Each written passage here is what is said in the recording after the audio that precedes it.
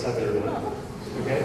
So it turns out that this relationship is strongly true in Tennessee, but it turns out not to be true in the large urban school district that we study, because marriage patterns are very different in these things. So the point is, there are a broad spectrum of outcomes which are predicted by test scores even very early in childhood. Now, all of those patterns are just correlations, right?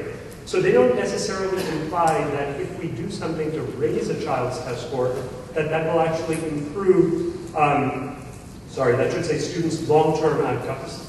So, if I have, let's say, a better teacher who makes me do better on a test or makes me do better in other ways, am I going to see commensurate improvements in long-term outcomes? Am I going to see kids who are learning more, less likely to have teen pregnancies, and all these other things?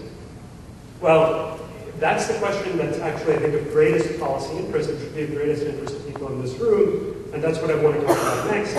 But in order to answer that question, first you need to define a measure of what teacher quality is. So if I'm going to compare higher quality and lower quality teaching, we need some well-defined measure that we can look at in the data in order to assess the impacts of teacher quality, right?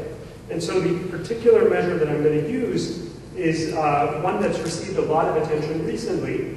It's what are called value-added measures. Many of you, of course, heard of these test score-based ratings of teachers. Now, I want to be clear, the reason we focus on these particular measures is not because of some ex-ante view that test score-based measures are the best way to rate teachers or evaluate teachers. It's because this is one practical way that in a large data set you can actually get a sense of teacher quality. Now, hopefully, down the road, we'll have a lot of data on other measures of teacher quality, like perhaps principal evaluations or peer evaluations or other more subjective measures.